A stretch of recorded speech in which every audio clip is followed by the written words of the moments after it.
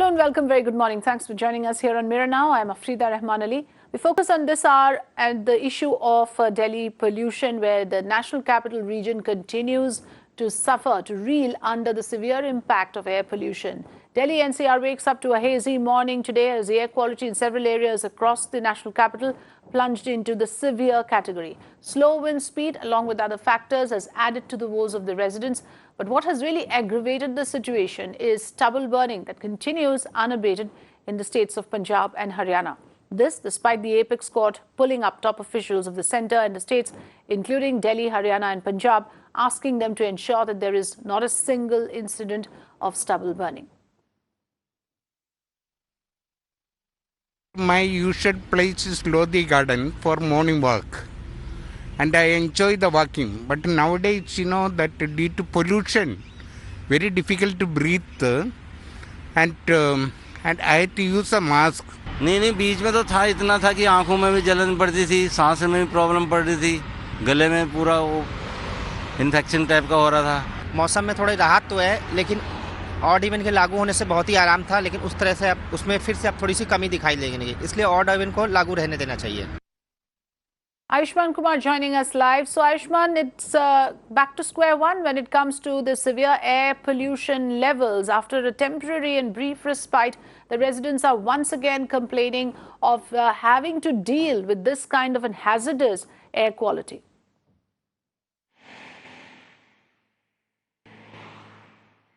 Well, Afrida, after a brief amount of time when the air quality improved in the national capital, again it is in the very severe category, and if you can see the current situation, the smog is clearly visible and the situation remains all across not only the national capital but all across the national capital region.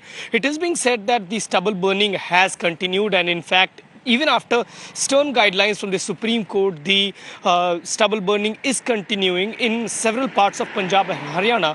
When we went to the Environment Protection Control Authority, EPCA, and talked to the members, they said if you consider the number, the relative amount of stubble burning incidents have come down in past few days. But because the temperature in the national capital going down and the wind speed almost coming to zero, the situation of air quality has deteriorated. At the same time, they have also said that they expected that the odd even scheme, which was exempted for yesterday, that should not have been done because the vehicular pollution which is taking place, it is further adding to the burden. And currently the EPCA is meeting, they are trying to draft the rule, that is the task force. They have been said by the principal secretary. They are also drafting, and the EPCA members have also said that they have gone to places in the national capital where they have identified as to which place are there where the open dumping is taking place and also garbage burning is taking place. What kind of action is going to be taken on that, the EPCA members did not speak, but definitely they have said that they have seen few of the hotspots to assess this situation, Afrida. Yes, but Ayushman, let's not forget there have been failure on the part of the authorities, at least in terms of controlling stubble burning and setting up some sort of a coordination mechanism among all these states that are interrelated to stop this practice. There's Supreme Court orders in place.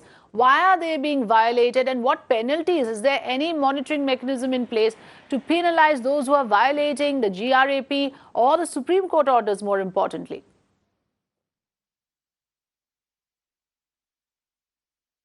Afrida, even now when we are talking, the EPCA day before yesterday gave orders that the construction ban, which was till November 11, has been extended till November 14th, and the crusher machines and all, they are all banned till 14th of November. But rightly pointed out, Afrida, the mechanism which is present right now, the enforcement agencies, either on ground they are not working, because this has been noted by the CPCB as well as the EPCA that the ground mechanism of the authorities working on ground is not working. That is why they have seen a spike in the air pollution. At the same time, the EPCA sources told us that when they went on ground, they found that garbages were being stacked in the daytime and they were burnt during the night time, even in the national capital. And there was absolute no mechanism to check that, and the penalties which was to be imposed, that was not happening on ground, which is in fact affecting the air quality in the national capital as well. So stubble burning can be a bigger factor, a principal factor,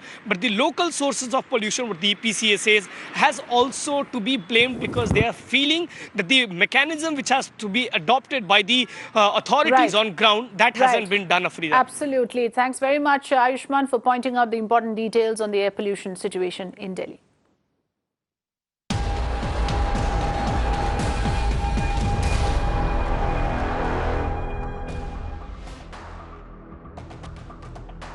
Well, the Supreme Court has pulled up states on the issue of the rising toxic levels in air quality in the National Capital Region. The top court has said that little constructive steps have been taken to curb the issue of air pollution. We are directing the government to submit a blueprint for hydrogen-based technology for curbing pollution by 3rd of December.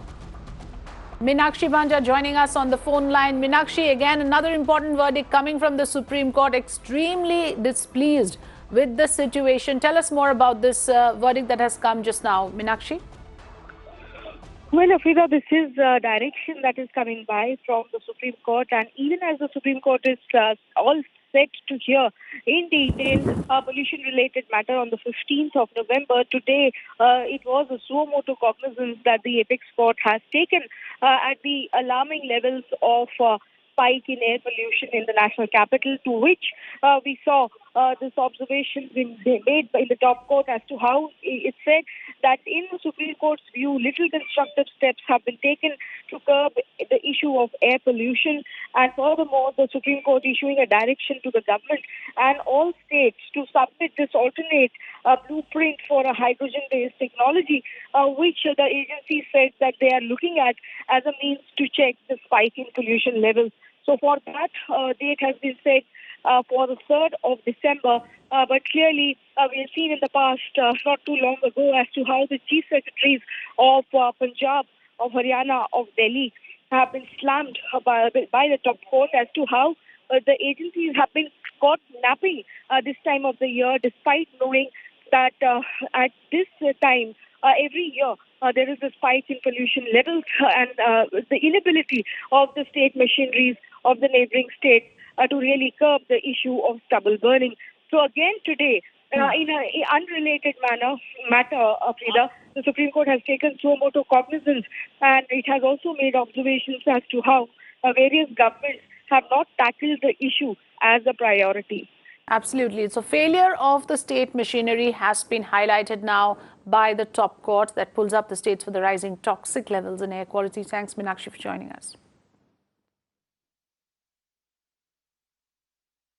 Well, like we just pointed out, the Supreme Court has said in its statement, little constructive steps have been taken to curb the issue of air pollution.